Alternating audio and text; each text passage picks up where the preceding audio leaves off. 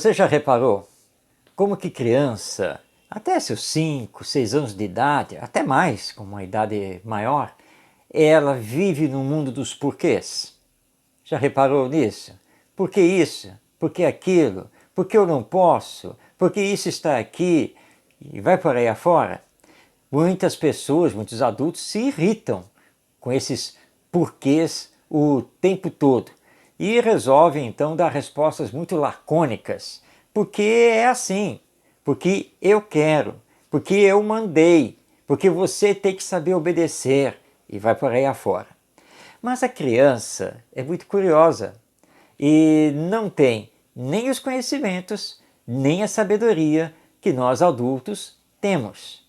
E muitos dos porquês da criança são porquês justamente para descobrir. Na escola é a mesma coisa. Mas professora, por que eu tenho que estudar isso? Por que eu tenho que saber isso? E as respostas não podem ser simplesmente porque você tem que estudar e pronto. Porque isso está no currículo. Porque é isso que eu tenho que dar aqui de aula. Essas respostas e nada são a mesma coisa. Agora, nós podemos responder fazendo uma pergunta para ele. Olha, ok, você quer saber por que você tem que estudar isso? Me diga primeiro, por que você acha que deve estudar? Qual é a sua visão sobre isso? E deixa ele falar, deixa ele se colocar. E aí você vai num diálogo levando-o a construir o conhecimento sobre aquilo, para que ele possa entender. E paulatinamente ele vai ampliando e aprofundando o seu entendimento.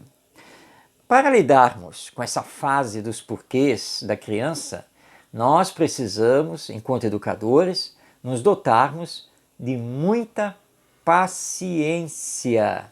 E às vezes tem que repetir muitas e muitas vezes.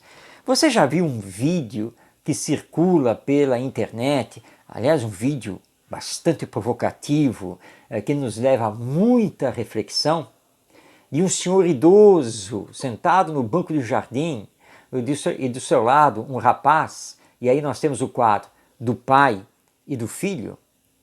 O senhor idoso está olhando os pássaros que estão ali no gramado, nas árvores, e o filho está lendo o jornal. E aquele senhor olha um passarinho e pergunta: o que é aquilo? O filho, baixando um pouco o jornal, dá uma olhada: é um pássaro. O senhor continua a olhar aquilo, ou vê outro pássaro e pergunta: o que é aquilo? E o filho, já meio sem paciência: é um pássaro. Na terceira vez que vem a pergunta, o filho não aguenta e dá uma resposta mais dura: pai, eu já falei que é um pássaro, o senhor já ouviu falar? É um pássaro. O pai sai, entra dentro de casa, volta com um diário na mão e o filho olhando para ele sem entender. Ele abre o diário e lê ali: hoje levei meu filho ao parque. Ele me perguntou mais de 20 vezes o que era aquilo. E eu mais de 20 vezes respondi a ele: meu filho, é um pássaro. E aí o filho entende a situação, abraça o pai e ambos choram ali abraçados. Assim como nós vamos ter paciência com o idoso, é a mesma coisa nessa paciência com a criança, porque ela está no mundo dos porquês, o mundo das descobertas, o mundo do querer saber. E nós vamos explicar, mas sempre de acordo com a sua idade, sempre de acordo com o seu conhecimento, de acordo com o seu interesse e com uma linguagem apropriada para que ela possa, então, entender. Então não esqueça, a criança e os seus porquês, essa é uma fase maravilhosa e muito importante na educação.